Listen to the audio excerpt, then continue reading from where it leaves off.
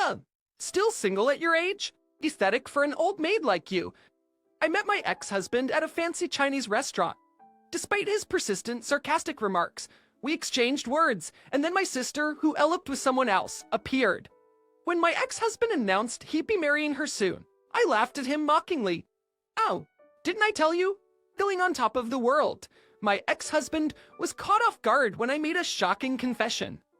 My name is Michelle Smith. I'm a 39-year-old housewife. I've been married to my husband, Mike, who works in the transportation business, for about 2 years. We met at work where I was previously an office clerk. I took a liking to Mike's lively and cheerful demeanor and made the first move on him. I found his easygoing and manly charisma very appealing. It was love at first sight. Upon hearing my feelings, he reciprocated, and we got married in a short span of 6 months. I thought he was a kind and pleasant person while we were dating. However, after our marriage, he turned into someone else entirely. At selections, it became routine for him to shower me with abusive words, and there were times when his actions made me feel like I wasn't even treated as a human being. I never imagined married life would be so tough and painful. Every day became gloomy, and I gradually started to fear Mike. He is a truck driver, but his job is specifically as a light truck delivery driver. I wish he'd been a long-haul driver, so he would have been away from home more often, giving me some breathing space. As a light truck driver, his job entails delivering many loads to various places in a single day, so he usually comes home in the evening, early in our marriage. I'd expressed my desire to work. I think I want to contribute to our finances. If both of us work, we can save more, and it'll be useful if we have kids. The moment I said that, Mike slammed his beer glass onto the table and started berating me. You saying my earnings aren't enough, huh? I never intended to imply that, probably because he was drunk and overreacting.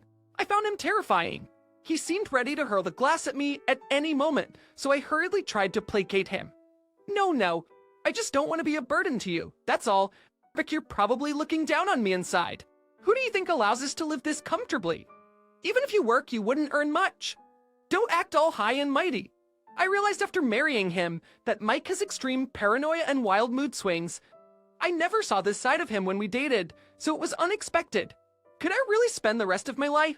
At least the rest of my life with someone like this? The thought intensified my anxiety.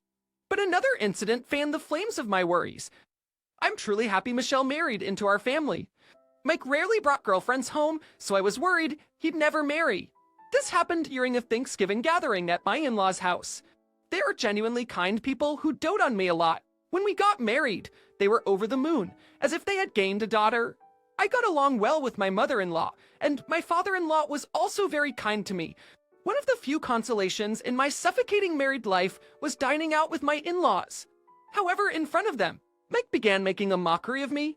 That turning point was during a family reunion. Must be nice, huh? Having a beauty like Michelle? Look at my wife. See that flabby belly of hers? A male relative began making fun of his wife, drawing laughter from the crowd.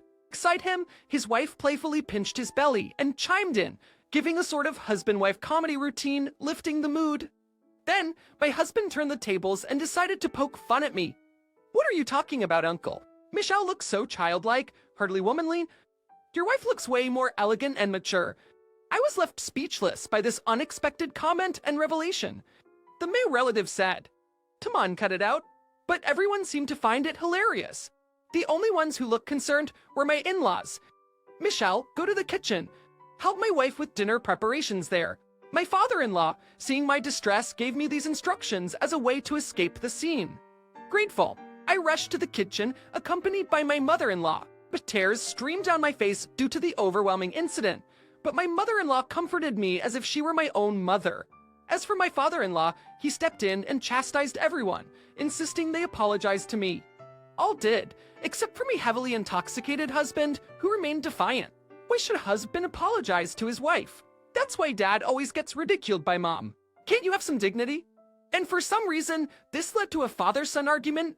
The gathering ended early that day, and from then on, the relationship between my husband and his father deteriorated. My visits to my husband's family home became infrequent. Ex-life after that was a living nightmare. I lost my only source of joy and began to feel weak and lost day by day. Even daily chores felt monumental, and whenever my husband remembered that day, he'd shout at me. You must have said something unnecessary to them. Thanks to you. I was humiliated in front of everyone. In front of everyone. What are you going to do about it? Fearing his temper, I became constantly on edge. Living on the 10th floor of an apartment building, I often thought if jumping would offer an escape from my misery. When we're mentally drained, making rational decisions becomes a challenge, and I felt exactly that way. It was then, during one of these despairing moments, my sister visited. You haven't been in touch recently. I got worried. Michelle, you look awful. My elder sister. Catherine, who's 3 years older, worked nights. In her previous job, she was the most sought after, probably because she looked much younger than her age. It was rare for her to drop by unannounced. Turns out, she was in the neighborhood checking on the renovations of her new club and decided to stop by. Something happened with your husband. My sister and I were the best of buddies growing up. When I got married, nobody's happier than my sister. That's Catherine. She cried tears of joy and celebrated with me like no other. I just want to disappear. Oh, what happened? Seeing the distraught look on Catherine's face, tears welled up in my eyes as I conveyed the painful situation I was in. Every day, it felt like I was being emotionally abused by my husband. It felt like living in a prison, a life full of pain and despair. There were moments I thought of ending it all, overwhelmed by it all. Catherine, after hearing all of this, showed visible anger, saying she's going to go yell at my husband right then and there. But just imagining what could happen to me if she did made me even more scared. Tears streaming down my face. I pleaded with her not to confront him.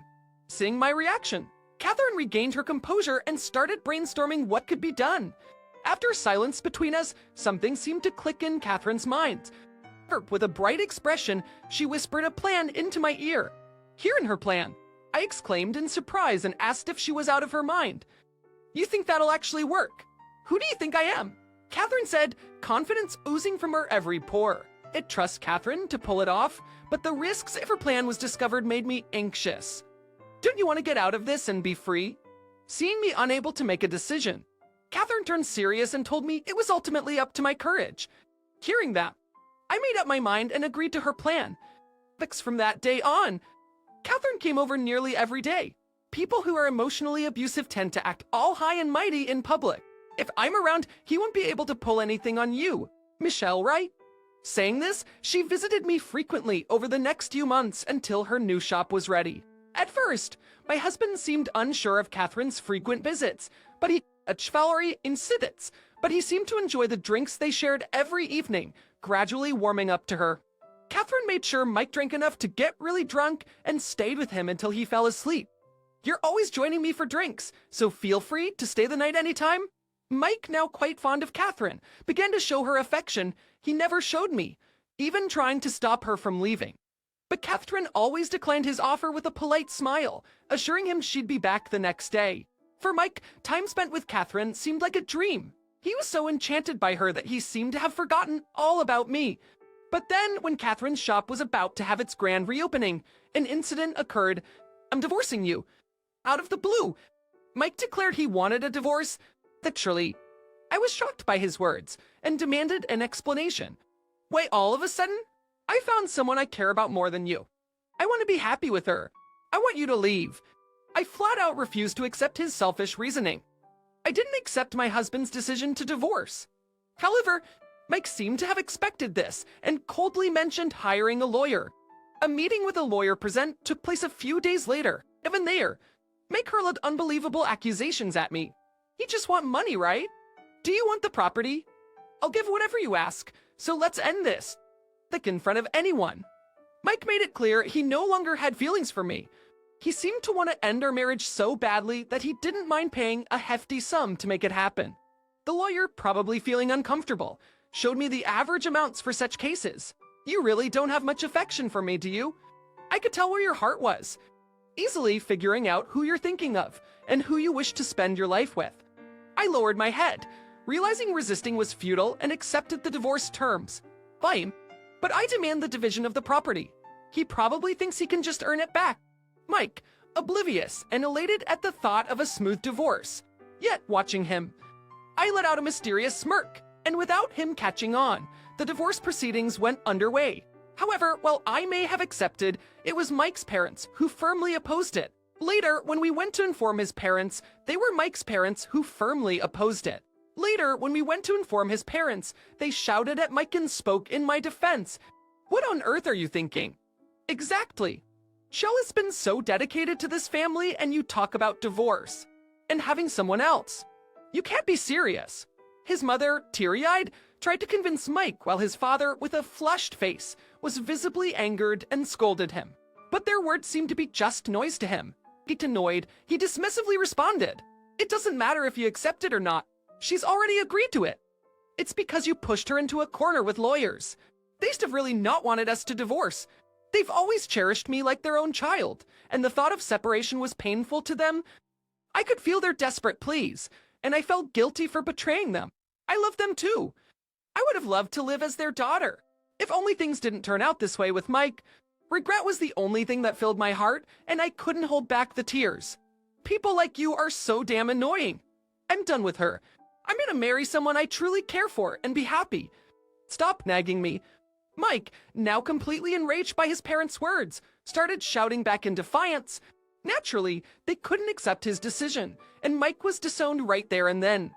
And so, Mike left his parents' home, apparently eloping with his love interest, and our divorce was finalized. Half a year passed. I was dining at an upscale Chinese restaurant, invited by someone, and enjoying a meal with my parents. Isn't that Michael? The one who called out to me was none other than Mike. I'd gone outside to make a call and bumped into him in the hallway. "Long time no see. Didn't think you were still around." His condescending tone hadn't changed. My face must have shown my disgust. What's with that face? If you've got something to say, spit it out. He wasn't shouting because we were in public, but he still looked down at me with cold eyes. I held back my anger and turned my face away, acting all high and mighty when you can't even stand up for yourself. "Did you manage to find a boyfriend after our split?" Mocking my demeanor. Mike sneered at me. I knew this side of him only after our marriage, and I regret not realizing it sooner. "It doesn't concern you anymore?" Without even confirming if I was in a relationship, Mike, with his usual sly grin, kept on taunting me. "Really? Still single? Starting pretty pathetic for an old hag?" Mike peered into my face with an expression that screamed he felt he'd won at life, even more so than before our split. I was about to give him a piece of my mind when, "Oh, Miss Shelley, Mike, didn't expect to see you two here." My sister Catherine walked into the store, calling out to both of us. "Utrin. Perfect timing. I was just about to share some news with Michelle here." The smug look on Mike's face was almost disgusting as he snaked an arm around Catherine, drawing her close. I just stood there, not letting his actions fluster me, my gaze icy cold as I watched the scene unfold. I thought I'd tell her first that we're gonna get married. He bragged, pulling Catherine even closer. I always suspected that his feelings for Catherine were the real reason he wanted a divorce. But looking at them now with emotionless eyes, Mike, still not realizing the gravity of the situation, shot me a smug grin. "Sorry," I guessed. "I mean, I'm gonna be living the dream with her. But hey, you're not too bad looking. Maybe with a bit of effort. I'm sorry. Beans, I can't marry you." At least shaking off his arm. Catherine dropped the bombshell with a smile. His face was a picture of shock, unable to comprehend her statement. "The truth is, I never had any feelings for you." "Wait, what? What are you saying? Didn't she tell you?" I couldn't resist, my voice dripping with mock confusion as I savored every moment of his confusion. "What do you mean didn't tell me?" "The whole thing. Mike was a plot, Catherine, and I hatched to make sure we divorced." And as I walked over to join my sister, we exchanged amused smiles. Night, even witnessing this, Mike couldn't fathom what was going on. His words came out jumbled. Was this all just a play? Thanks to Catherine here. I got quite the alimony from you. Really grateful for that. Tree rejecting his initial proposal for divorce was all part of a plan to get as much property as possible from him. It was all Catherine's idea. I was eager to divorce but didn't want to raise suspicion. That's why I played along. No way. Catherine would never say that. Wouldn't I? Struggling to come to terms with the truth, Mike babbled on, refusing to believe my words. I tilted my head in confusion and asked, "Why do you say that? Why would Catherine say something like that?" "She said she's gonna marry me." "Well, if you took my sales pitch so seriously, I was just doing my job, entertaining a client." Catherine responded to Mike's comment, her brows furrowed in feigned concern. She touched her cheek with an exaggeratedly innocent gesture, sighing softly as she spoke. "I only entertained you as a client. I never had any feelings for you. I'm sorry if I give you the wrong impression. So you've been fooling me this whole time. For the past 6 months? You're such a valuable customer. Might. Always trying to one-up everyone. It was kind of cute, actually.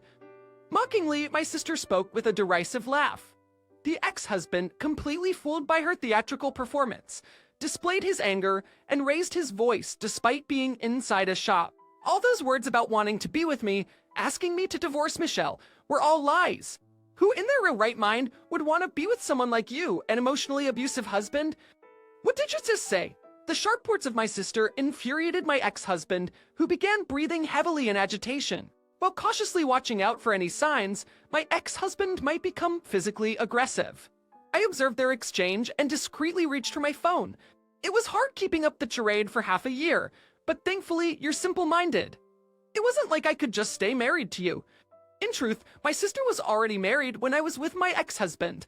She's a husband who works as a bodyguard. But to ensnare my ex-husband, my sister persuaded him by saying she was also going to get a divorce. Hers for perspective of my ex, who had never been popular in his life. The fact that someone was chasing after him so much was a delightful feeling.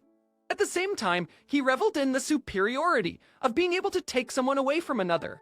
Essentially, he fell right into my sister's trap. So about you taking time to get that divorce. That was obviously a lie. As you can see, my marriage is perfectly fine. At that moment, a man emerged from behind, walking towards us with a smile. Pleasure to meet you. Seems like my wife has been causing you some trouble. You can't be serious. This is my husband. I invited him today to introduce him to you. My sister, with her radiant smile, made a point to show off by linking arms with my brother-in-law, exuding happiness. My ex-husband looked dumbfounded, his face a mix of anger and sadness. It's a shame, isn't it? Wasting half a year only to end up being thrown out of your own home. It's so pitiful. I can't even bear to look. As my ex-husband seemed dazed from the shock, he tried to lash out at me, reaching to grab my collar. But my brother-in-law swiftly intervened, handling him like he was a mere child. What do you know about what I've gone through this past year chasing after her? Do you, Justin? I don't, and I don't want to. You play with people's lives, and then act all high and mighty. Do you understand how much pain you've caused me? Facing my ex-husband's aggressive stance, my voice broke with anger and tears as I finally let out all the frustrations I'd bottled up. The way you ridiculed me in front of our family. Your attitude towards your in-laws. All your actions during our marriage. I will never forgive you. You're gonna get a taste of hell. I then turned around and called out, "Please, come out."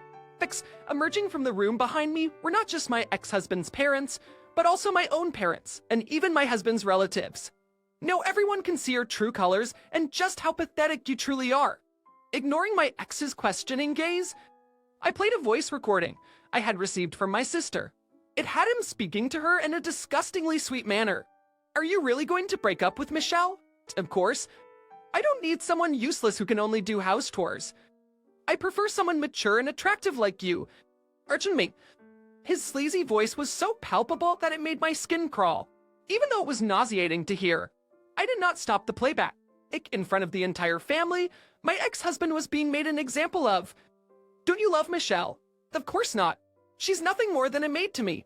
I only married her because she would be a notch in my belt. No emotional connection there. Everyone was visibly repulsed by his comments.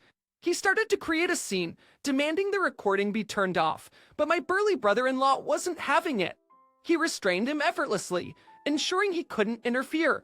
She's so obedient. Just a little threat, and she'll do anything. She's more like a servant, someone I can throw away anytime. I've no attachments to her. Having heard the evidence of the emotional abuse he directed at me, his in-laws were furious. Everyone present unanimously criticized him. You're a disgrace to this family. How could you say such things about your dear wife? You're pathetic, even for a man. I'm embarrassed to even call you family. As everyone looked at him with contempt, I spoke coldly. Nobody's on your side anymore. Stay away from her family. I never want to see her face again. Having masterfully executed this public reprimand, I stopped the voice recorder and asked my brother-in-law to throw him out. My ex tried to retaliate, but to no avail. He was forcibly ejected from the premises. After that, the store was locked up, but my husband made a scene out front demanding it be opened. Eventually, he was reported and taken to the police station. My sister and I, having exposed my husband's wrongdoings, gave each other a high five and shared our joy of having achieved our revenge. It felt like a celebration as we ordered food at the restaurant, and everyone showed sympathy for the hardships I had endured. Reserving the whole place was the right call. Everyone could relax and enjoy without feeling restrained, said my sister, Atin, who had arranged it. I expressed my gratitude to Catherine, who had helped me through everything, and I savored a meal with her for the first time in a while. And so, I got my revenge on my ex-husband. After that, it seemed like he was almost stalking Catherine, got reported to the police again, and apparently my brother-in-law, Mike, gave him a taste of his own medicine. After that, Mike was too scared to show his face around. String 2. I hadn't seen my brother-in-law for 13 years. Again, I'm handling the accounting at Catherine's store and still keep in touch with my ex-in-laws, occasionally dining with them. I'm deeply grateful to Catherine for helping me out of my shell, and I plan to repay this favor someday. Today, I'm going to work hard alongside Catherine. I want to prove any paid leave for you. I couldn't believe what I was hearing. You always challenge me.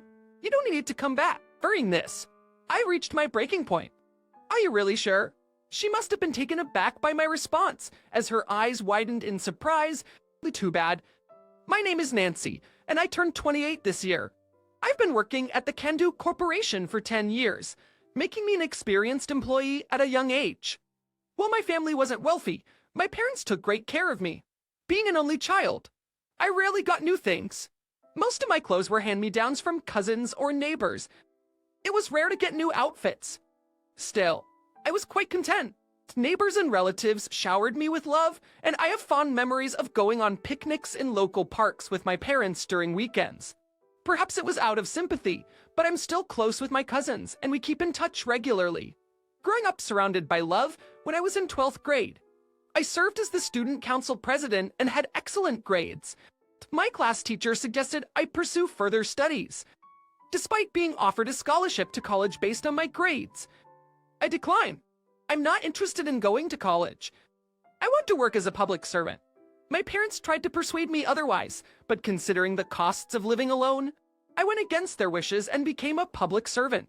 I just wanted to relieve my parents of any burden as soon as possible. But then my father was diagnosed with a severe illness and passed away before I could repay his kindness. I decided to take care of my mother in place of my father, continuing to live with her, in the hustle and bustle of daily life. Time flew as I experienced various facets of working life. By the time 5 years had passed, I'd become a respected figure in the office, leading a comfortable life.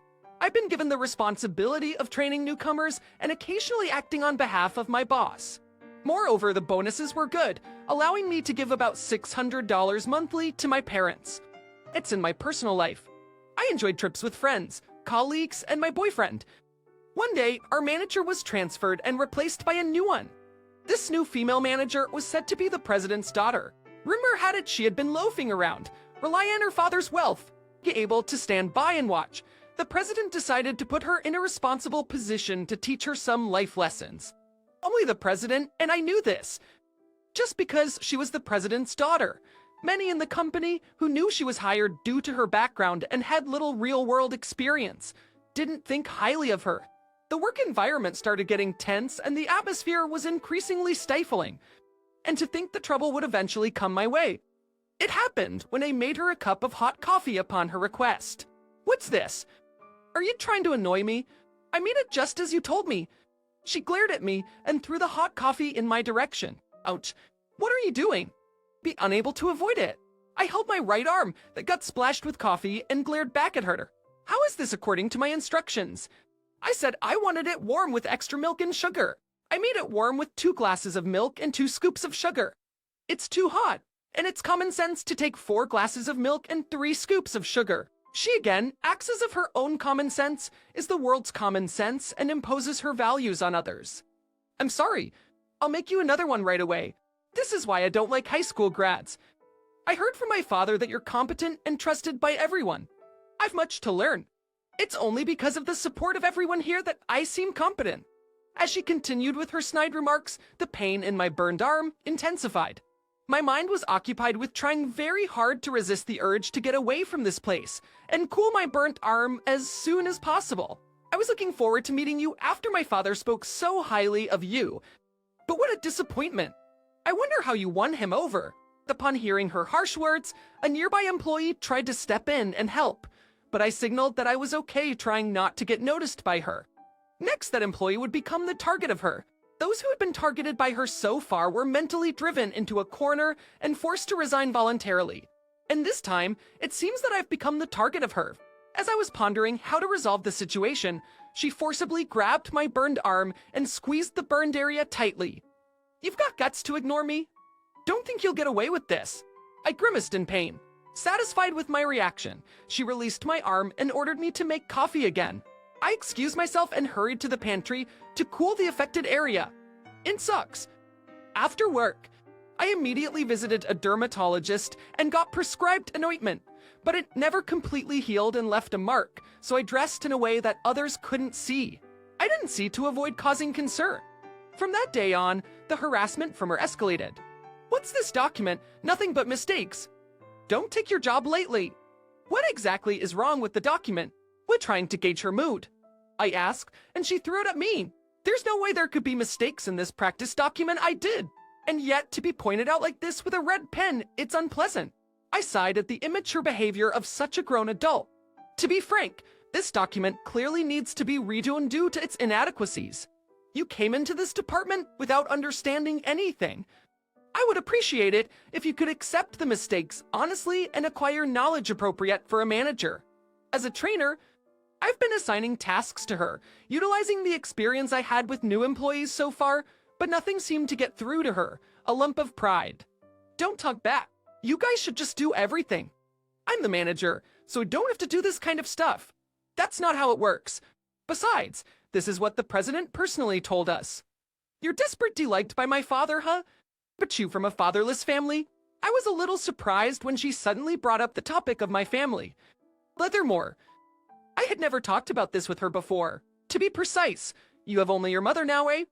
Despite working so hard in a poor family, your father wasn't rewarded and fell ill. We're at work now. Let's stop discussing irrelevant topics.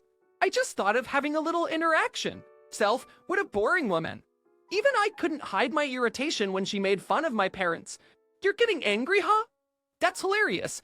My parents are very wonderful and respectable people. You, who know nothing, have no right to say anything." She quickly responded to the slight drop in my voice tone. "So that's your true nature, huh? Is it okay to have that attitude with the president's daughter?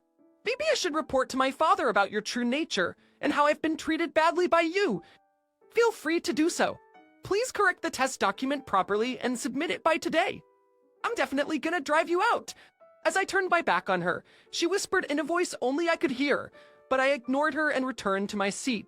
Afterward, her sarcasm continued, but I managed to get her to learn the basics. It's still a long road ahead. Even though they were basics, it included minor things like detailed computer operations and types of documents. I sat on a bench installed on the office rooftop drinking canned coffee during the break to soothe my exhausted body. While thinking about my future, I suddenly received a call from an unknown number on my smartphone. Upon my smartphone, "Hello, is this Nancy? This is Saveview Hospital. Your mother was urgently transported here, but she's in a critical condition. Can you come right away?" My mind went blank, and I couldn't remember much afterward. I left an early leave notice on her desk first, and caught a taxi to the hospital. Upon arriving at the hospital and explaining the situation at the reception, a nurse guided me to where my mother was. "Mom, this can't be true." There lay my mother, with a beautiful and gentle expression, asleep. According to the doctor, my mother had collapsed at her workplace. By the time she arrived at the hospital, they were in a state of believing in miracles. Indeed, my mother's heart wasn't strong since the past. Yet, the symptoms were stable and there were no issues during regular checkups, but the mental strain since my father passed away might have affected her, perhaps. "It's for a time," I sobbed, hugging my mother tightly.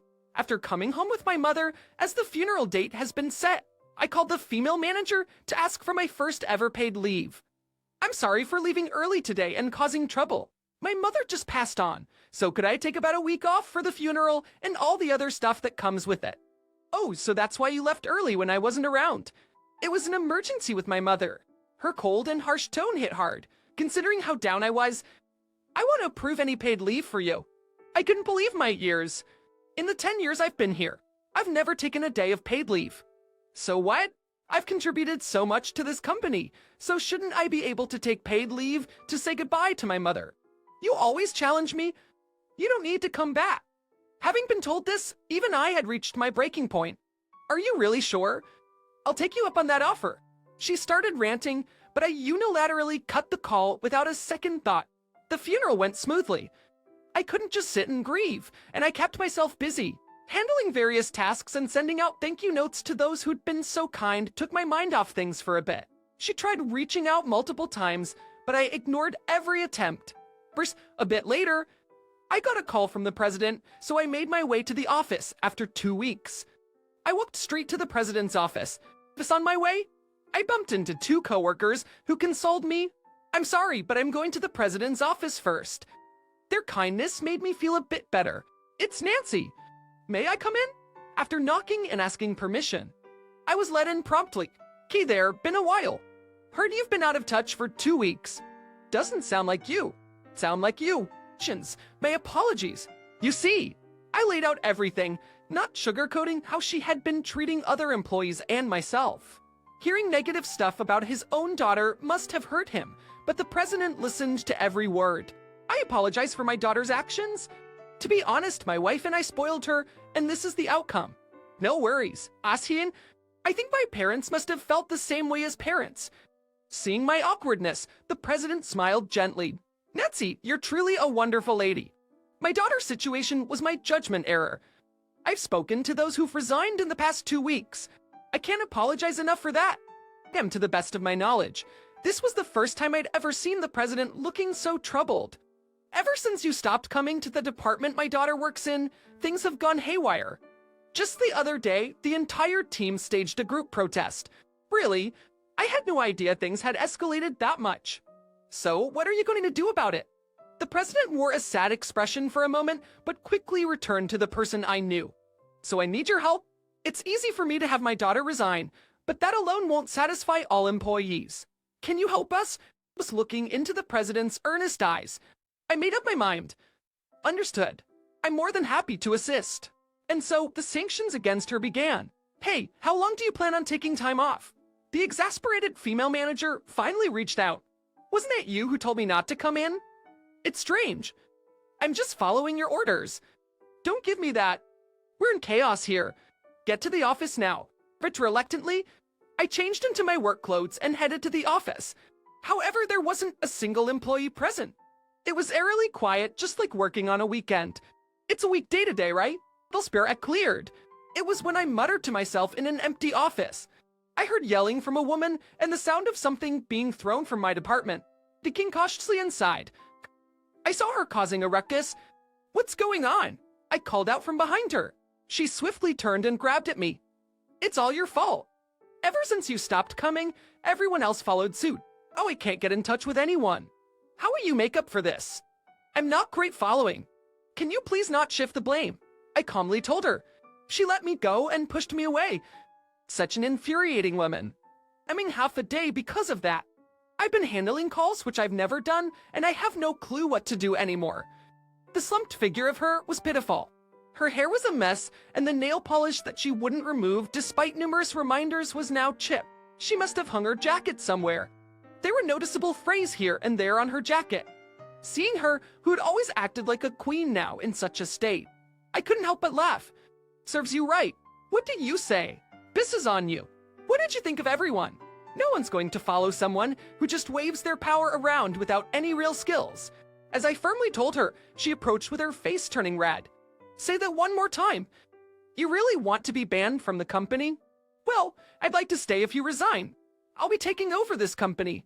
What a pity for you. Too bad. She was wearing an eerie smile, and for some reason, she had a triumphant look on her face. I answered, all right, it was a short time, but thank you very much. It must have been an unexpected reaction. She had her eyes wide open in surprise. You do realize you're fired, right? Of course. Now I should pack up my things. I carefully made my way to my desk, avoiding the papers scattered on the floor. Liquidy, once there, I started pulling out stuff from the drawers. Wait, are you really quitting? Yes, why? I asked, tilting my head. Well, shouldn't you at least finish up today's work? Her earlier confidence had disappeared, and she seemed desperate. Do you know that it's illegal to reject a properly justified paid leave request without a valid reason? Huh. It's a violation of labor laws. You know, it's mandated by law. Her face turned ashen. She was clearly in turmoil, but I continued. We're all human. I understand there are compatibility issues, but that doesn't mean you should drive people into a corner. You're unfit to be a manager. Makes me wonder what your folks are like. Who the hell do you think you are? Insulting my parents like that makes me wonder what your folks are like. Who the hell do you think you are? Insulting my parents like that? There's what call it. You're not getting off easy. Well, you insulted my parents too, so you're not getting off easy either. She, shaking with rage, tried to put on a brave face. Our words are entirely different. Don't want to be with you. You're really despicable. I heard you said the same thing, and drove those who left into a corner. That's right. They treated me like I was worthless, so I drove them into a corner as well. As far as I could. It felt so refreshing when they were gone. I deeply shifting my gaze to the corridor. Yes, she followed my gaze, muttering, "Father, why are you here?" There stood the president. As the president stepped into the department, he walked directly to her father. There's been a misunderstanding. Your need for explanations. I've got evidence of your deeds. No, they just envied me for my skills and set me up. I did nothing wrong. The president lashed out at her, who tried to justify her actions. You idiot! Because you're so incompetent? Get under your lead. In the past few months, our performance plummeted and even caused losses to the company. But you made me a manager, so that means you had faith in me, hadn't you? I promise I'll meet your expectations this time. No. If I didn't give you a position, you'd have run away. The president's imposing demeanor made her buckle. I never even thought of letting you take over the company. This time, for sure, I'll transfer you to the countryside to reform you from the ground up. Please, have mercy. Look who's talking. We'll get constant updates from your new location. And the folks there are pretty reliable, so brace yourself. Turning pale, she lay on her back, crying and laughing hysterically. I chirped too bad with a bright and cheerful voice. I said that to her. Later that day, without anyone to see her off, the former female manager left the company. The next day, the employees enjoying the day off declared by the president returned to work jubilant. Swish with the departure of the former female manager, peaceful days were restored, and smiles returned to the employees' faces. Meanwhile, the former female manager started from scratch in a rural town where there were no conveniences or entertainment. There, her family's influence didn't matter, and she was strictly schooled by her colleagues every day. As the days passed, she began to change, and finally, she started to speak respectfully and became receptive to feedback from others, as reported by the president. The most surprising thing was receiving an apology call from her. At first, I listened to her, but at the end of the call, she begged, "I've reflected enough. I want you to ask the president to let me return." Of course, my answer was no. I ignored further calls and blocked her number. The president personally contacted those who had resigned due to her and invited them back. As a result, the company's performance quickly recovered, even surpassing its previous state. As for me, I was sitting in the seat of the manager, which became vacant after she left. When the president personally appointed me, everyone in the department was even happier than I was. While the managerial job is tougher than I imagined, and I am a bit overwhelmed by my sudden career move, with the support of the employees, I am doing well, having been both physically and mentally hurt, especially with burns. I have been compensated with settlement money deducted from the former female manager's salary, which has been added to my own pay. Thanks to that, my life has become very comfortable. Recently, my boyfriend of 2 years proposed to me, and I am over the moon. We are expecting a child next year, and both of us are excited. Even though I've just entered my second trimester, we are already fully prepared for the birth. In a note written in my husband's handwriting, it said he'd be on a business trip for a month. Seeing it, I was certain. Our marriage was over. It was that night, alone in a room with no one around, lost in thought, what's happening now? In the dead of night while my husband was away, I suddenly heard the cry of a baby. I rushed to the front door and found a letter. And it read, "I can't raise him." But to my astonishment, there was a baby inside a cardboard box along with the letter. Why is there a baby here? It was a situation I had only seen on TV shows. My mind raced, unsure of what to do, and the next thing I knew, I was calling my husband. Don't bother me when I'm busy. You're getting in the way. My husband snapped at me for calling. But when I told him about the baby, he responded with startling words. We're gonna raise this child. Got it? At that, he hung up. His words lingered in my mind. There was definitely something going on. Well, I've got my own suspicions. At this point, 1 or 2 more problems don't matter. I'll find out everything and drag you down. My name is Jessica. I'm a 40-year-old housewife. I used to work for a major corporation, but I resigned when I married my husband. Mike. I met Mike about 5 years ago. Back then, he came to the company I worked for as a salesman. He was cheerful and a bit of a joker. I wondered then if he was cut out for sales. But when it came to work, he spoke seriously and clearly, surprising all the coworkers. I still remember how he left such an impression on me. Just a month later, while taking a break on a park bench near the office, a man in a suit approached and asked, "Is the seat taken?" Feeling annoyed, I didn't look at the man's face and just said, "Sure," intending to leave the spot. But then the man hurriedly stopped me.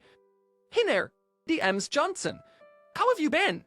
I was wondering how he knew my last name, so I looked at him. "Wishes O'Naster Smith? But to see you. Thanks for the other day." "Thank you. Thanks to you. Mr. Johnson, everything at work went smoothly. I really appreciate it." Mike, who I hadn't seen in a while, was just as playful as before, chatting up a storm with me. I naturally talked to him about work and everyday life.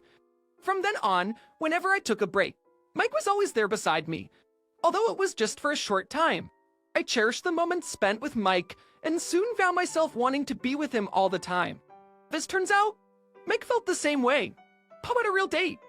Not just a 1-hour break, but a genuine date. Yes, that was the turning point for us. We became a couple, and a year later, we got married. And this year we celebrated our 4th wedding anniversary. Jessica, thanks for being with me all these years. Same goes for you. Thanks for always cherishing me. Celebrating our wedding anniversary together. I was overwhelmed with emotion, feeling so fortunate to have married Mike, and tears welled up.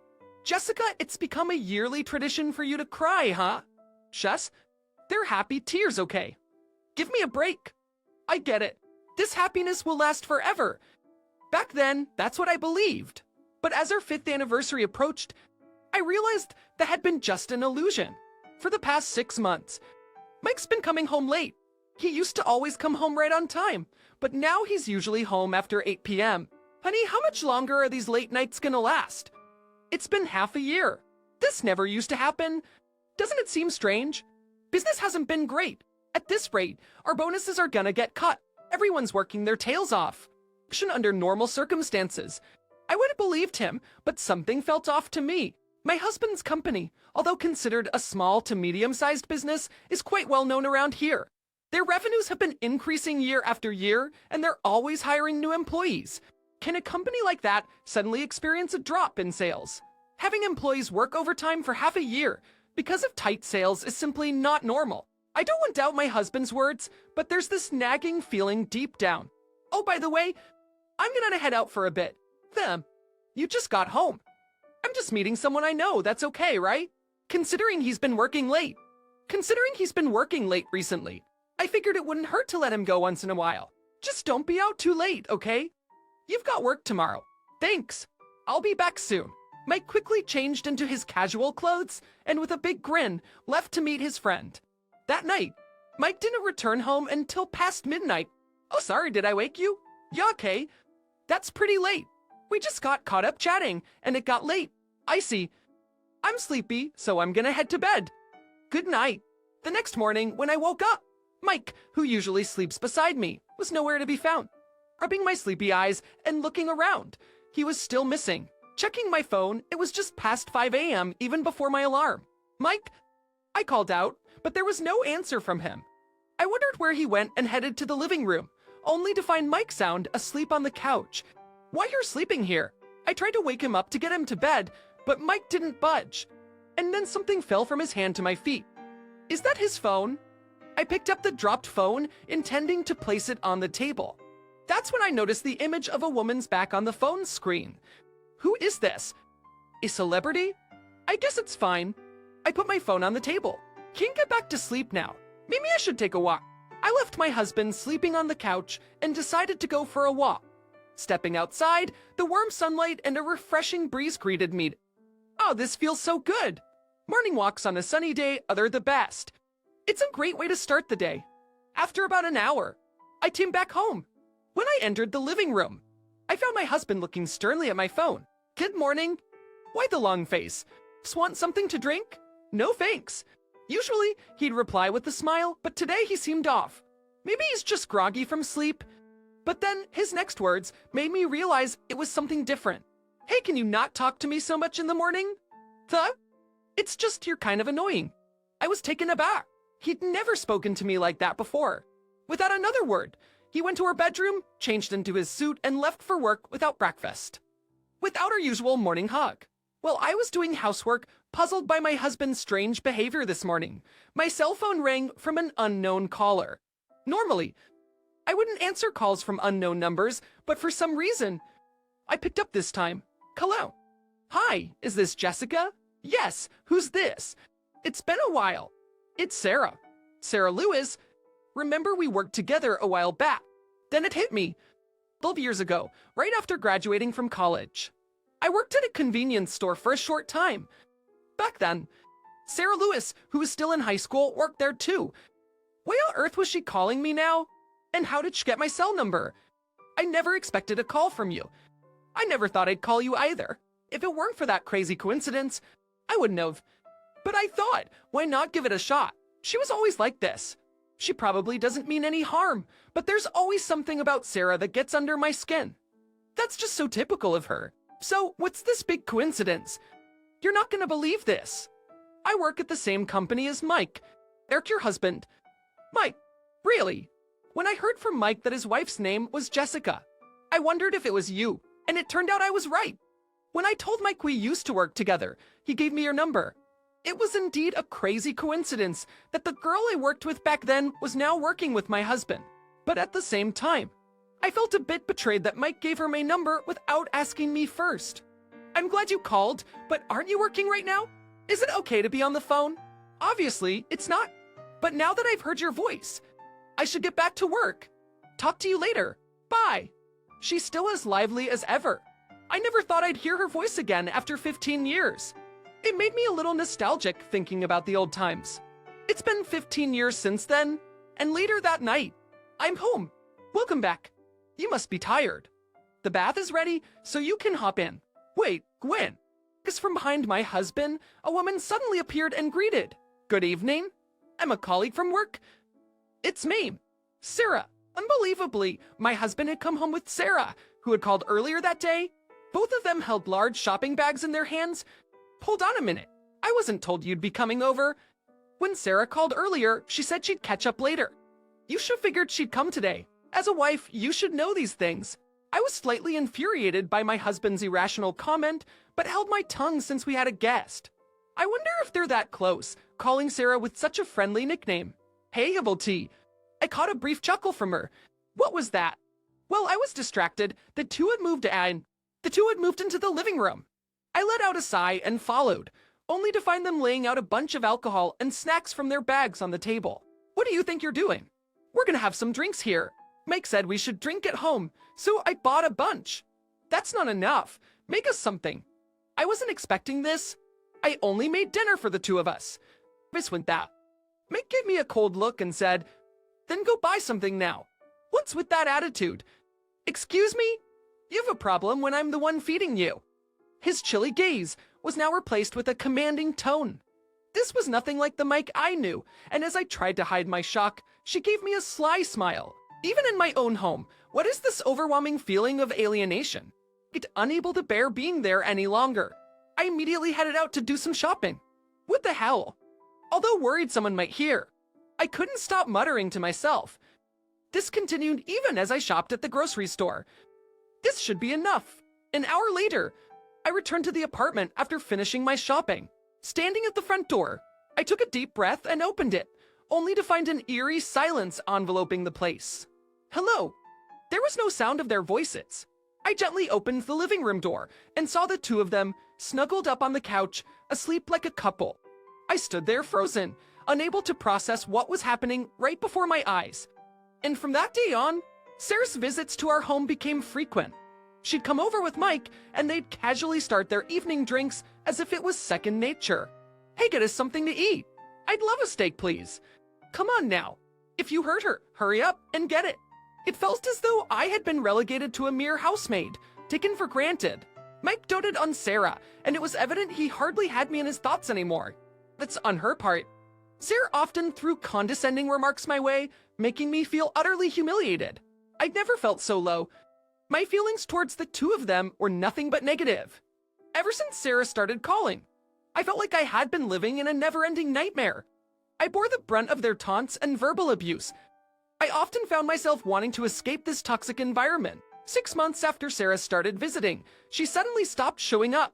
Just around the same time, Mike began coming home even later. Annipressity, one morning, I woke up and noticed Mike wasn't in bed. I headed to the living room and found a note on the table. In Mike's handwriting, it simply read, "I'm gonna be on a business trip for a month." Seeing that, I was certain. I realized our marriage was over. One night, as I sat alone in the empty room lost in thought, I suddenly heard the cries of a baby in the middle of the night while Mike was away. I rushed to the front door and found a letter that read, "I can't raise this child." Incredibly, inside the cardboard box was a baby along with a letter. It was a situation I had only ever seen on TV shows, but now it was happening to me. My mind raced in panic, unsure of what to do, and before I knew it, I was calling my husband. He was furious that I had called, but when I told him about the baby, he replied with shocking words, "We're gonna raise that child." Got it? And with that, he hung up. His words lingered in my mind. Something was definitely up, but I had my own plans. I didn't care if one or two more troubles came up now. So, I'll uncover everything and bring you down to rock bottom. After that, I quickly grabbed some things and left the apartment, 2 hours by car. It's been a long time since I've been back. Outside the apartment, there was a place for me to go. Welcome home. Mom, I'm back. I'd already informed my mother that I would be returning. And at the same time, I'd asked her for a favor. Mom, about that favor I asked, I've made the contacts. Jessica, now all you need to do is act. Though I had come back to my parents' house thinking of resting and healing from everything, there was no time for that. My husband, Mike, would be back from his business trip in a month. I had things that needed to be done by then. One day, as I was cleaning the room, like Mike called, "Come out, Pen. Where the heck are you right now?" My husband was immediately aggressive on the phone. "Joe, can't he call out of the blue? What on earth could someone on a business trip possibly want? I don't give a darn about that. Best, where are you? I came back early. It's amazing you still have a job. Normally, you'd be the first on the layoff list. Shut it. Just tell me where you are, no matter what I said." Mike insisted on knowing my location, making it impossible to have a conversation. "I'm at my parents' house. The kid's there with you, right?" "Yeah, sleeping soundly in the back room. Let's come back with the child right now." "Got it? Get back here immediately."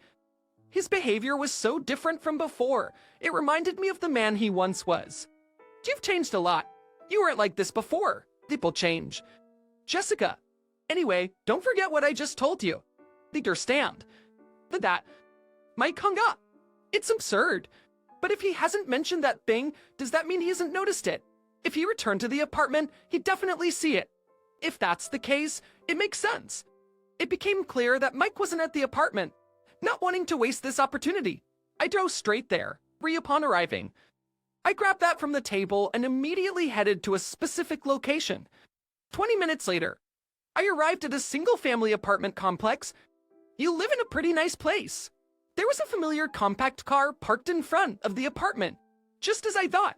Your inferior compact car? It's Mike's car. And the fact that it's parked here is proof that my husband must be here. What could be so important that he'd cut his business trip short to be here? At that moment, then it happened. It's from inside the house, I heard a woman scream. And right after that, a man's furious shout echoed. This might be bad.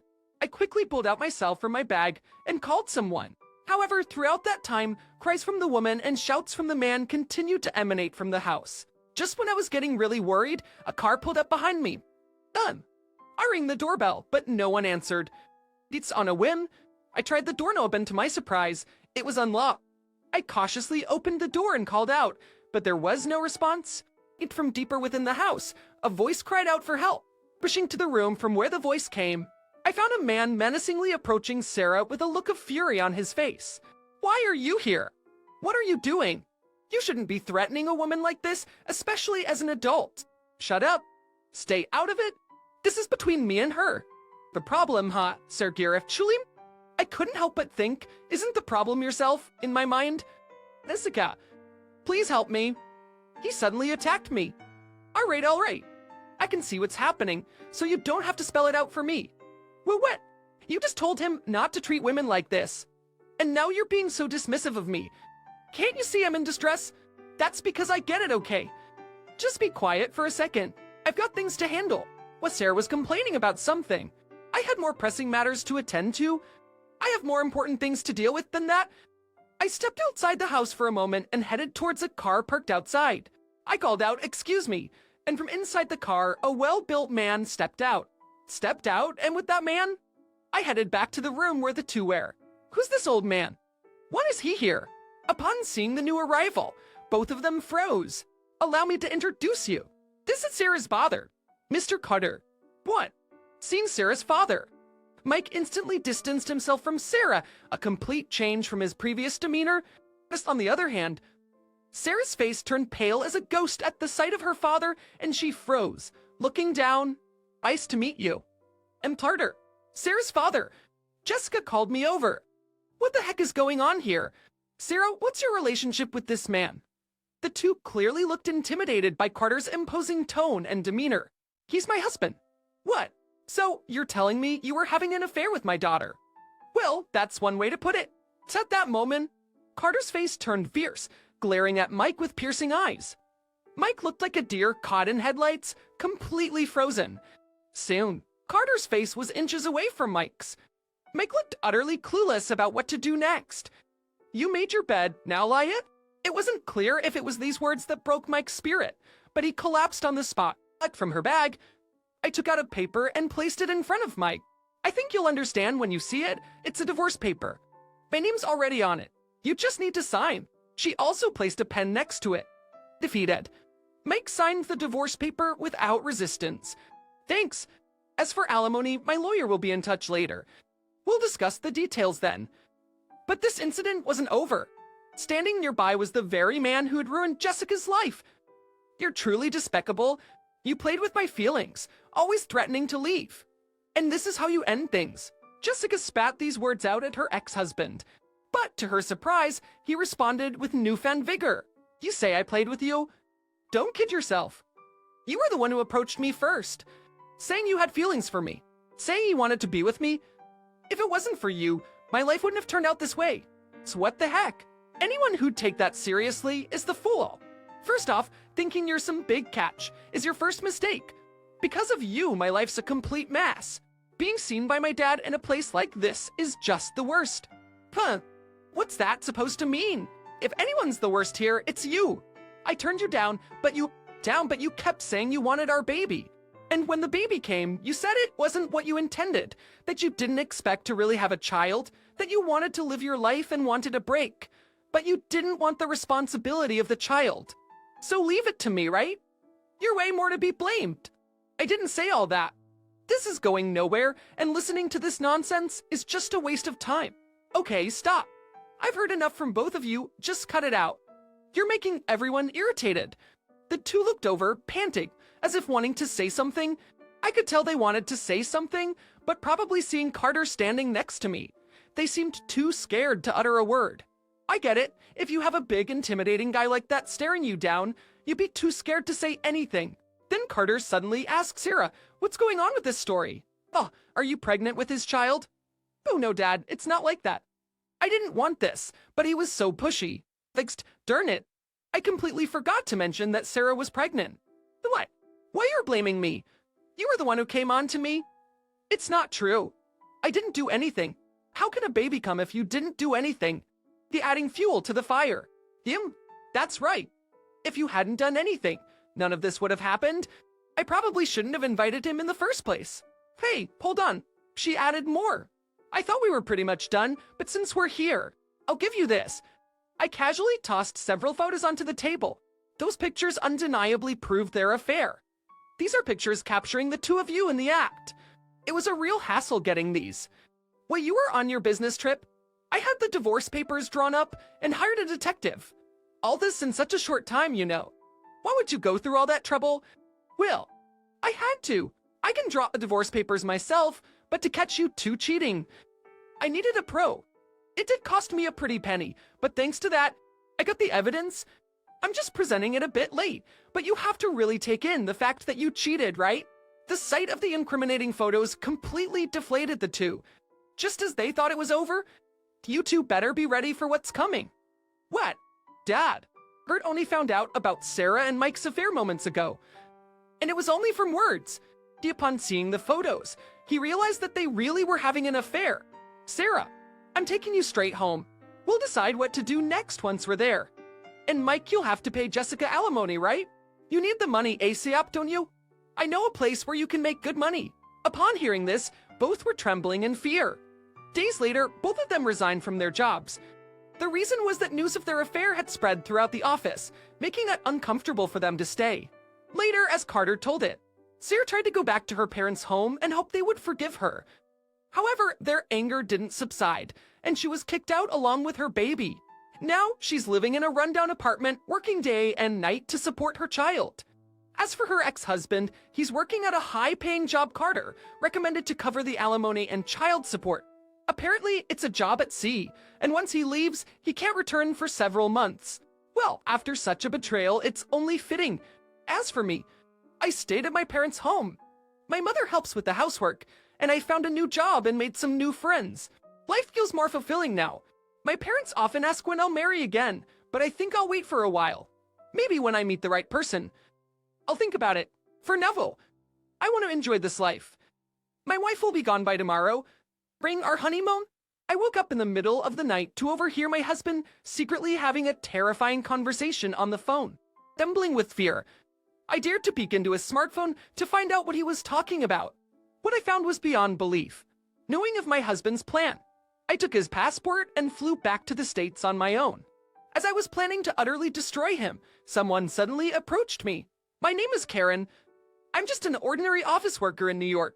I met my husband, Brian, through mutual friends. We hit it off after a few dinners out, and after dating for a year, we just recently got married. Brian is handsome and has a really kind personality, but there was one major problem. This happened one day just before our wedding. I'm home. Normally, Brian gets home from work later than I do, but on this day, I had to work late, so I got home after him. As I walked in and was about to take off my shoes, I noticed something odd. Were these shoes always here? They were not only Brian's work shoes, but also a pair of women's heels. Could he be cheating? I thought, listening carefully. I could hear muffled voices. It was a man and a woman talking, and I immediately recognized Brian's voice. I couldn't make out the entire conversation, but I could hear a woman's voice laughing along. It's in the spur of the moment. I started recording with my smartphone and burst into the living room. Fun. Oh, welcome back. Ian. Welcome home. Sorry for intruding. Relieved that it wasn't an affair, the living room scene was still quite bizarre. Boxes were piled up everywhere. Confused, I asked, "What's with all these boxes?" Brian responded, "Oh, these? We're moving." My mom came over to help pack. I was so confused, I felt like my brain might explode. Moving? Where to? I never heard about this. Oh, Brian. Shopsittering? You didn't tell Karen? Sorry, I've been so busy with work. I'm so sorry. Then Rido, I told him if you're gonna get married, you should move into our house. It looks like Brian didn't mention it to you. Literally live in our house. I was more confused than ever. I was looking forward to starting our newlywed life together. Just the two of us.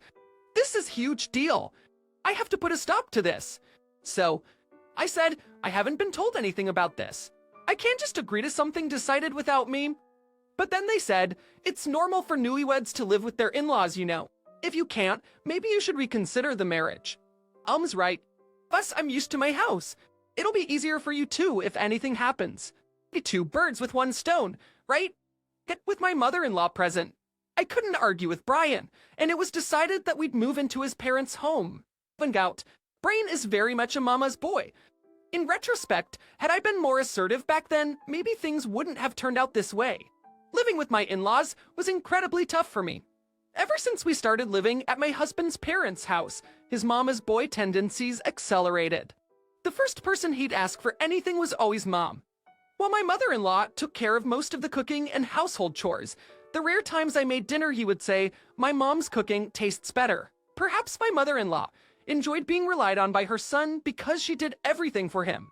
My father-in-law would just turn a blind eye to this behavior and not only ignored me, but wouldn't even look at me. Sometimes when I tried talking to him, he'd just brush me off. I constantly questioned my place in the household. The biggest concern for me was my mother-in-law's extravagant spending habits. After moving in, I realized she adored branded clothes and bags. Every time her favorite brands released something new, she'd buy it. Every release, she'd approach me saying, "Karen, I really want this, but I'm a bit short on cash right now. Could you maybe lend me a little?" Even though I thought she shouldn't buy it if she couldn't afford it. I couldn't afford it since she did all the cooking and cleaning. I couldn't object and just gave her the money as asked. Thanks to this, the savings I had accumulated since my college days were nearly gone. When I tried discussing this with my husband, he just said, "We're living here rent-free, so don't complain." It's not like I chose to live here. Still, the reason I didn't leave was that my husband, for all his faults, genuinely cared for me. Whenever we both had a day off, he'd take me out on dates, and he had even planned our honeymoon. Living with the in-laws was tough, but I kept going, holding on to the hope in his kindness. Finally, the day of our honeymoon that my husband planned arrived. Our destination was Italy. It was a dream come true for me, as I always wanted to try authentic Italian cuisine. But the thought of traveling abroad with the love of my life made me so excited. However, my excitement for the honeymoon turned into a nightmare due to one thing my husband said. It happened late at night.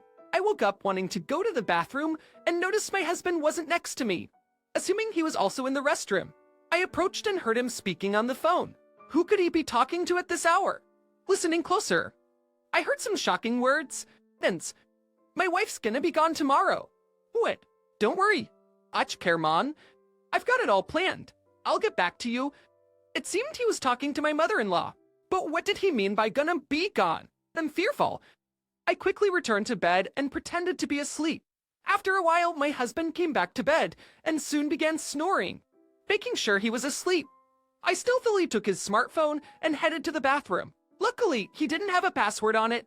As wrong as it felt, given the circumstances, I into luck, omitting his messages. I found a terrifying plan detailed in the chats with his mother. They were scheming to take my life for the insurance money, which my mother-in-law intended to spend on branded items. The fear is overwhelming. I couldn't believe that my husband, who had always been kind to me, was plotting this with his mother. I took photos of their conversation with my own phone and returned to bed, but the rest of the night, I was too frightened to sleep. As dawn broke and transport services started operating, I realized I needed to leave for my safety. Gathering only my belongings, I decided to leave the hotel on my own. Just as I was about to leave, I spotted my husband's passport on the desk. Such a good idea just hit me. I took my husband Brian's passport and left the room in an attempt to strand him abroad. I then headed to the airport, boarded the plane, and returned to New York ahead of him. Throughout that time, Brian kept calling me relentlessly, but I ignored all his calls. That's once back in New York, I began preparing to take revenge on my husband and his mother. Since I was living with his parents, I couldn't return home. So, I based myself in a relatively cheap hotel in the city, gathering more evidence and contacting lawyers. I also made occasional visits to our house when his parents were out, sneaking out some of my belongings bit by bit. Brian continued to reach out, but I kept ignoring him. A few days of such life passed, and I was at his parents' house fetching my belongings. His mother, Thuran, was at her knitting class, and his father was out golfing. I figured they wouldn't be back for at least 2 hours. As I was packing, I suddenly heard, "Hello, Karen." I turned around to find my father-in-law standing there. This wasn't good. Brian and I were supposed to be on our honeymoon in Italy until today. What are you doing here? Weren't you two supposed to be on your honeymoon? Are you uns? What should I do? What excuse could I possibly give? Should I be honest about why I returned to New York, Lo? But what if my father-in-law was in on whatever scheme Brian was planning? These thoughts raced in my mind. Seeing my confusion, he said, "It might be better to talk over a coffee. How about we go to a nearby diner?" Not wanting to be there when my mother-in-law returns, I agreed to his suggestion. Once we sat at the diner, he quickly asked, "So why are you here when you should be abroad?" Since what happened to Brian, I was hesitant to tell the truth. If he was in on the plan with her and Brian, everything I had worked on would be ruined. Didn't your wife tell you anything? I asked, trying to gauge his knowledge. He was looking puzzled. He responded, "I haven't heard a thing." His reaction suggested that he genuinely didn't know anything. Believing him, I decided to lay out everything to him. "Are you aware of this plan?" I then showed him the printed messages exchanged between Brian and my mother-in-law. His face was one of sheer shock. "No way. I've seen them whispering together a few times, but I never thought they were plotting something like this." It seemed like my father-in-law really didn't know. Yes, when I was over there, I overheard my husband talking on the phone with his mom, and that's when I found out. I got scared, so I returned to the US on my own earlier. I'm so sorry. My wife really owes you an apology. Please don't apologize. You haven't done anything wrong. She'll apologize them for the future. I feel terrible asking this of you, but I'm thinking of divorcing Brian. That's completely up to you. They're in. I'm truly sorry, especially since this should have been a happy time as newlyweds. He apologized to me many times. I used to think he was avoiding me, maybe even disliked me, but he spoke to me with such kindness and concern. Despite him being such a good man, I can't fathom how his wife and my husband turned out the way they did. While I was thinking about this, he shared a story with me. "Karen, you've been forced to buy branded items for my wife, haven't you?" "Well, yeah, I have. You know, it might have been my fault." "Excuse me?" "Well, it was shortly after my wife and I got married. I gifted her a designer handbag for her birthday. After that, she became totally obsessed with designer brands. Even at this age, she keeps wearing those expensive brands. I kinda wish she'd dress more age-appropriately." "I see. There were times when she'd even go into debt just to buy them. I was pretty mad at her then. I never imagined she'd ask you to buy stuff for her now. I'm really sorry about that. I had no idea that my mother-in-law's obsession with brands had such a backstory. Still, I couldn't forgive her for what she'd done. It's not your fault. She continued her habits even after you got mad at her. She's the one to blame. Hey, by the way, how's Brian doing? He was supposed to be back by now, wasn't he?" "About that. Oh no. I wondered how he'd react knowing that his son was stuck overseas. But I had come this far. I had to tell him everything. Actually, I took Brian's passport with me when I came back to the States. So he won't be coming back for a while." "Great. I'm sorry. I know it's wrong, but it was the only way to smoothly proceed with the divorce." "I see. Well, since you live with us, I guess it's understandable. So that's what was going on. Did something happen?"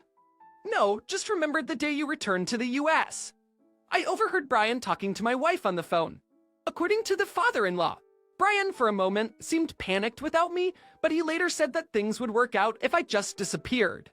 At the time, he had no idea what they were talking about, but now it made sense to him. I understand the situation. If you're okay with it, I'll support you." Karen. "Really? Thank you so much."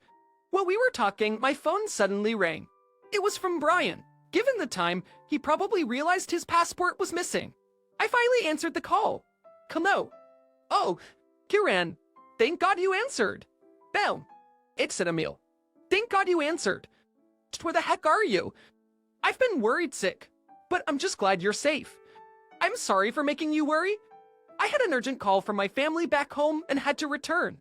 Things got so hectic that I couldn't get in touch." "I get it. But hey, have you seen my passport? I was going to return today, but I can't find it." "Just about that. I accidentally took your passport with me when I rushed back." "So what am I supposed to do?" "You should be able to get a replacement passport there.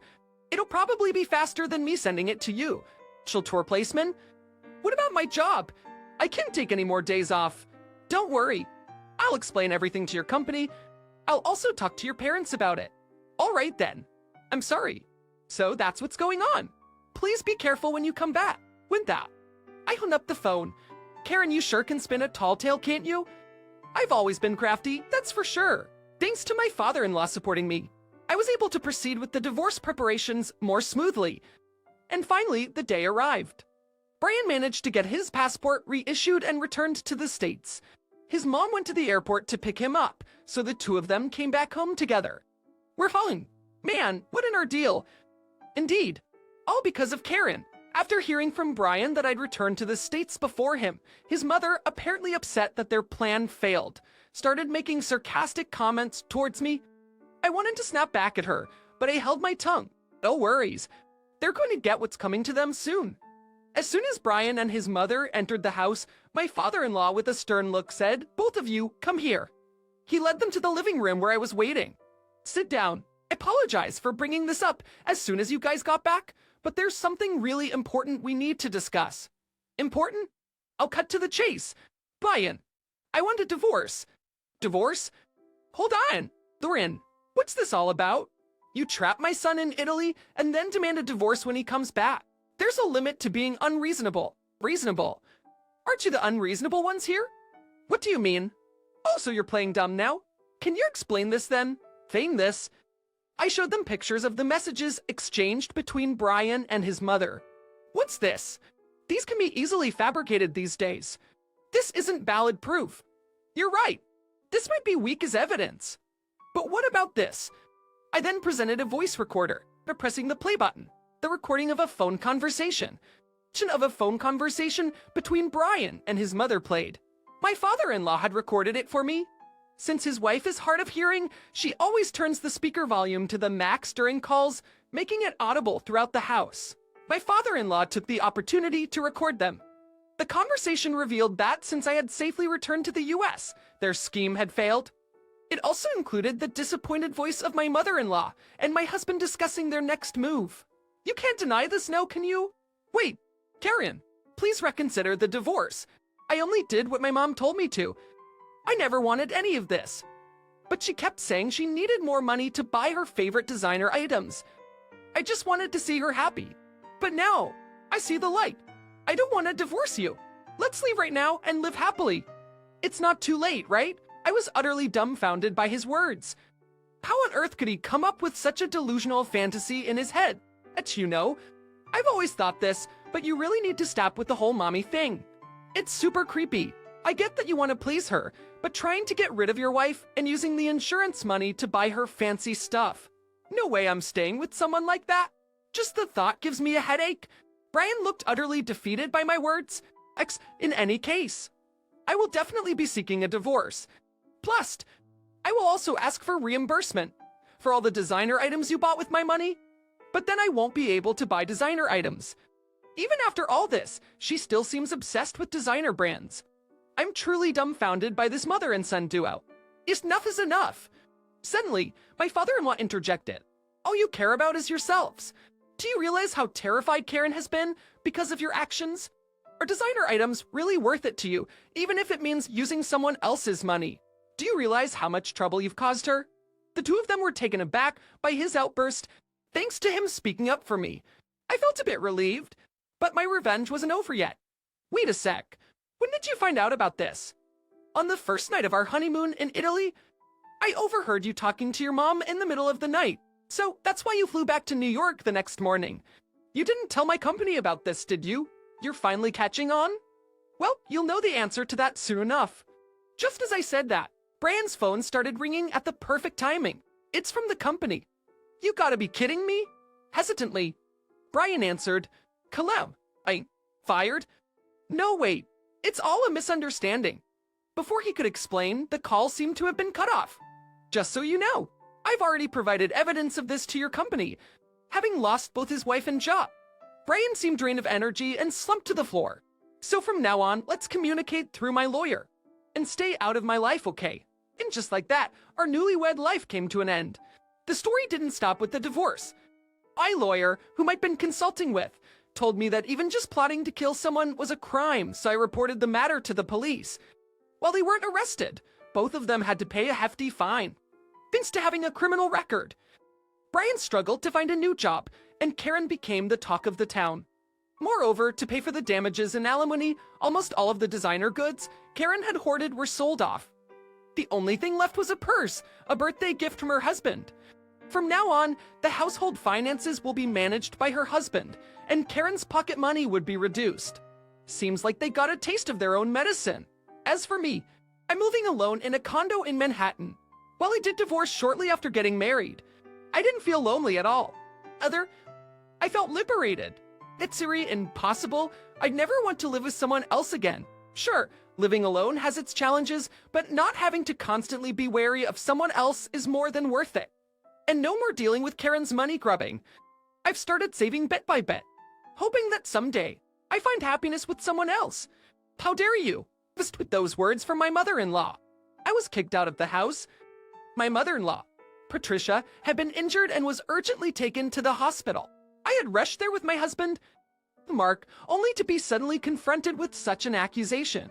All eyes, including those of my husband and father-in-law named Bill, turned to me. And so, I was expelled from the family for an unfounded crime, but I had no memory of doing anything wrong. Later, with advice from a certain individual, I realized there was a shocking truth about Patricia. My name is Sarah. I'm a 37-year-old housewife. I've been a housewife since I got married to Mark 10 years ago. I don't have many friends, so I mostly stay at home. Mark and I have been dating since college and decided to get married a while after we both started working. A few years back, we started living with my father-in-law Bill and mother-in-law Patricia. Originally, we wanted to have kids and decided against living together considering the kids. But we found out we had trouble conceiving. We tried infertility treatments desperately but couldn't have a child. Continuing the treatments would not only be expensive but also mentally stressful, so we decided not to have children. That's when talks about living with my in-laws began. Honestly, I wasn't too keen on the idea, but my in-laws didn't seem like bad people, so I thought maybe living with them might be okay. We began living together on the condition that Mark would always have my back. Considering the age of Patricia and Bill, I handled most of the household chores. I'd wake up at 5 a.m., adjusting to their schedule, and make breakfast. Lunch was made according to their individual schedules. I did the cleaning daily and sometimes even drove them to the hospital when I had some spare time. I did my best for my in-laws, and I thought our relationship wasn't that bad. But one day, I overheard a conversation between Patricia and Bill. That day, I had plans to have lunch with a friend, so I made lunch for my in-laws early and left the house. I was enjoying lunch at a cafe with my friend, but she had to leave early because her daughter got a fever. As a result, I ended up parting ways with my friend a few hours earlier than we had originally planned. I thought about making a detour somewhere, but I just did my grocery shopping for dinner and headed straight home. I figured my elderly in-laws would feel more at ease if I was home. After finishing shopping, I opened the front door and headed for the living room. There's a hallway leading to the living room, and my in-laws' bedroom is off of it. I heard them conversing as I walked by. They usually keep their door completely shut, but that day it was slightly ajar, allowing their conversation to filter out.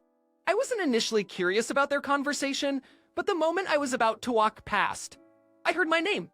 Intrigued, I wanted to know what they were discussing.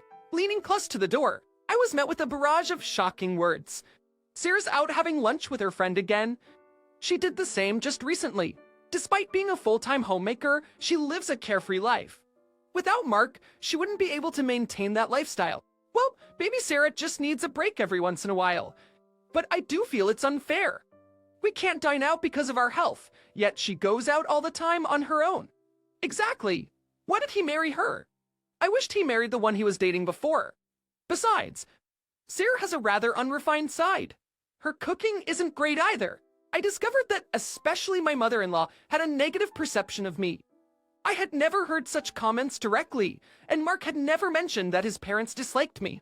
So this was my first time realizing that they did, knowing they disliked me, made interactions with them somewhat awkward. Of course, I continued with my usual chores and tasks, but the conversations between us started dwindling.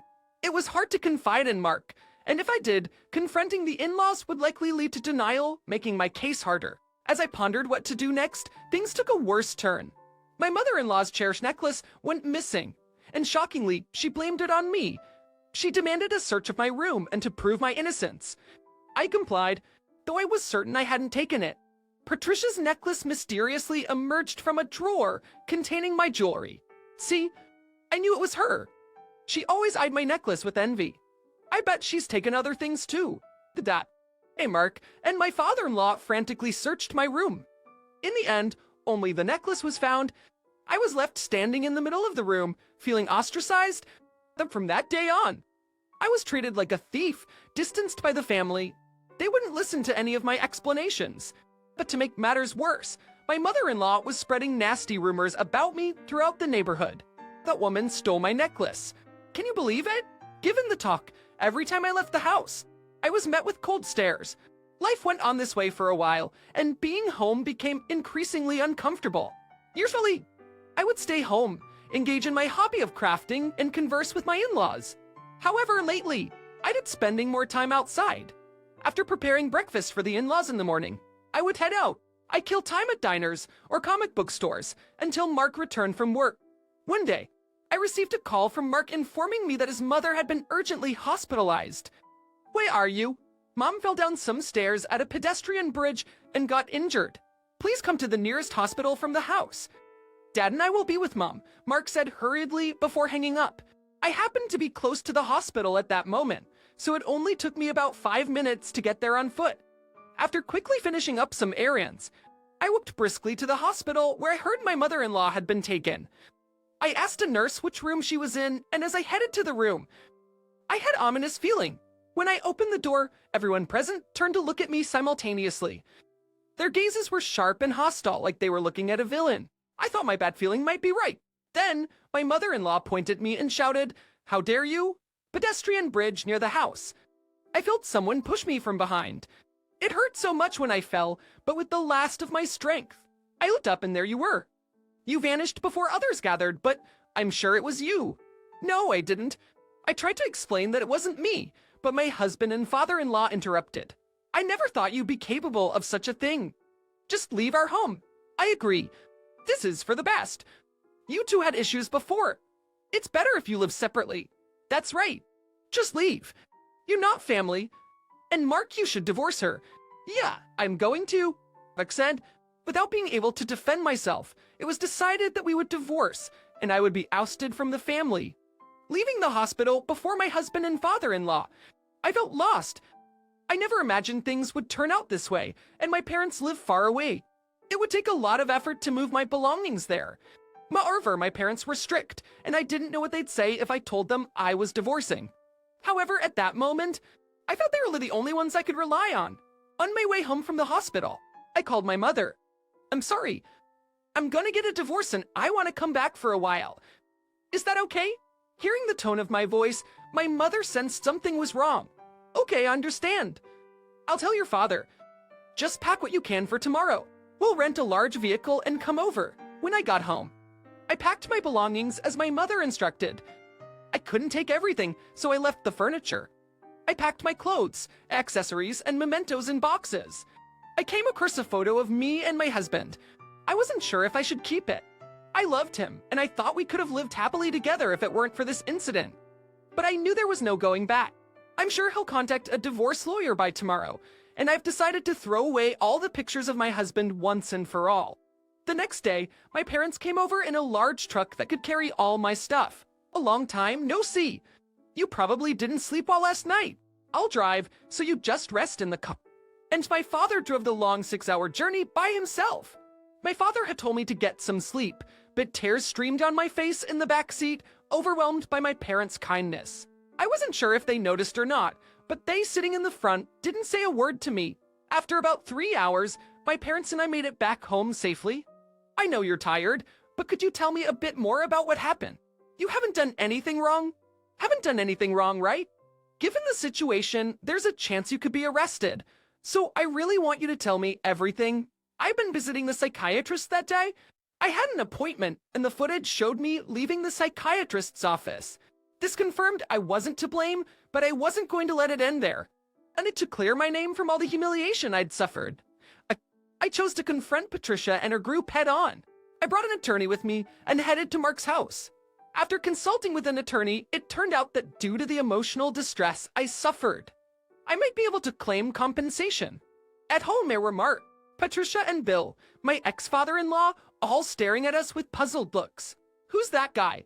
What brings someone like that here now?" I said I wouldn't press charges, so you should be grateful. In response to Patricia, the attorney presented a document. "What's this?"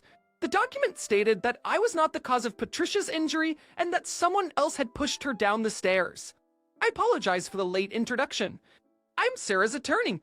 As mentioned in this document, Sarah was somewhere else on the day you testified that she was pushed down the stairs.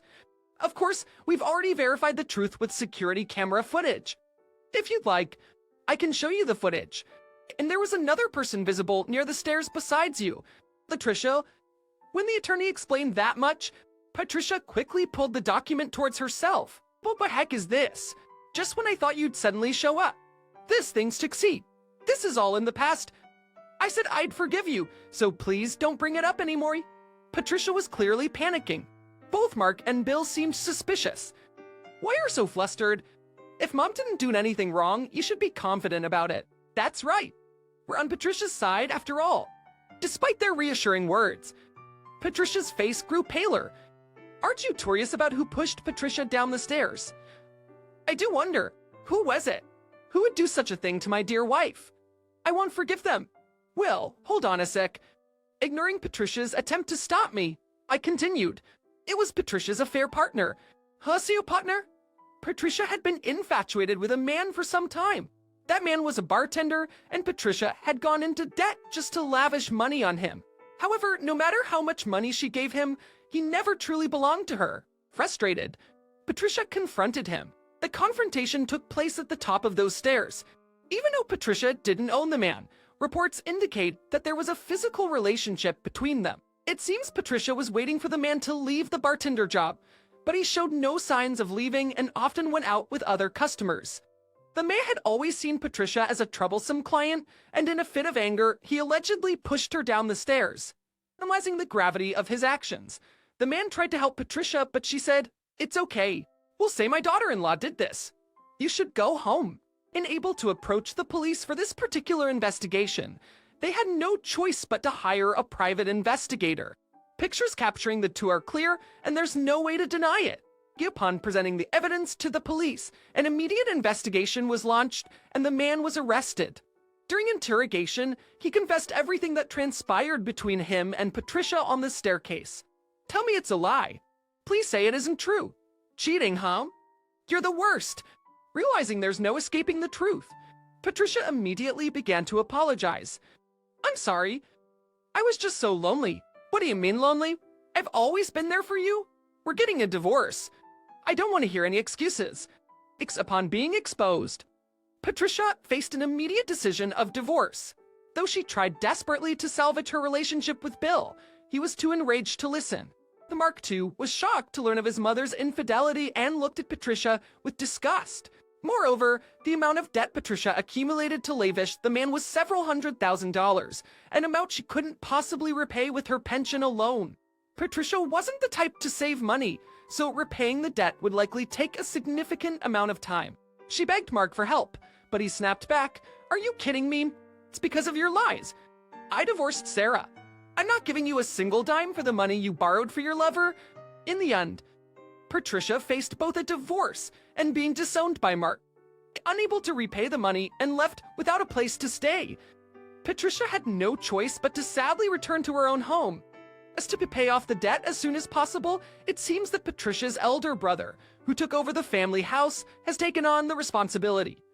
However, she'll be isolated until she repays all the money to him. Patricia can't just go outside as she pleases, and she doesn't have any money to spend freely. When Patricia receives her pension, it's all ordered to be given to her brother. Rations. I bet she regrets mingling with that bar and harassing me. I haven't seen Patricia since then, but apparently the once youthful-looking Patricia has aged considerably. And for me, having been mentally tormented by those three on a daily basis, I managed to get a small amount in damages. From a certain point, whenever I spoke to those three, I always made sure to have a voice recorder on, so I had more than enough evidence when claiming for damages. Because later on, I received numerous messages and voicemails from Mark expressing his wish to reconcile, but I'm not going to get back with Mark. Even though he had promised to always be on my side when we moved in together, just thinking of being with Mark, who couldn't even keep that single promise, gives me the creeps. I'm sure if we were together in the future, I'll find more unpleasant things about him, and in the end, I'd be the one getting hurt. It seems Mark and Bill are living together, but with Patricia and I gone, their house is said to be filled with a cold atmosphere. Bill isn't very strong health-wise, so he needs regular hospital visits. Mark juggles his job and housework while also driving Bill to and from the hospital. It must be quite tough for him. I get diary-like messages from him every day about his daily struggles, but I usually send them straight to the trash without reading all of them. Since divorcing Mark, I've been enjoying my single life. I've successfully found a new job and I became a beauty advisor, something I've always wanted to be. Up until now, I was always occupied with looking after Mark and my in-laws, so my own beauty regimen was always on the back burner. During a time when I was away from my in-laws, I once visited a department store's cosmetics section. I received advice on how to enhance my beauty and was told how to be more confident.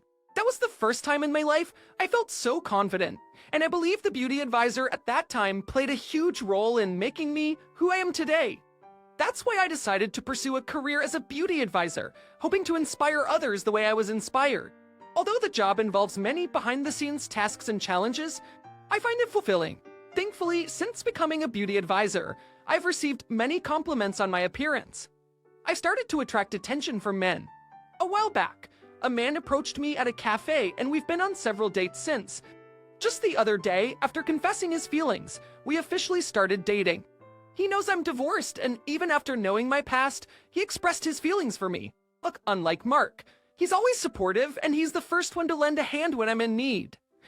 It's been 3 years since my divorce from Mark, and I'll soon turn 40. Just lately, I've been pondering if marrying wouldn't be such a bad idea. But first and foremost, I want to be someone I'm proud of and want to continue improving myself. I genuinely wish that women with feelings like mine would be more confident and speak up without fear.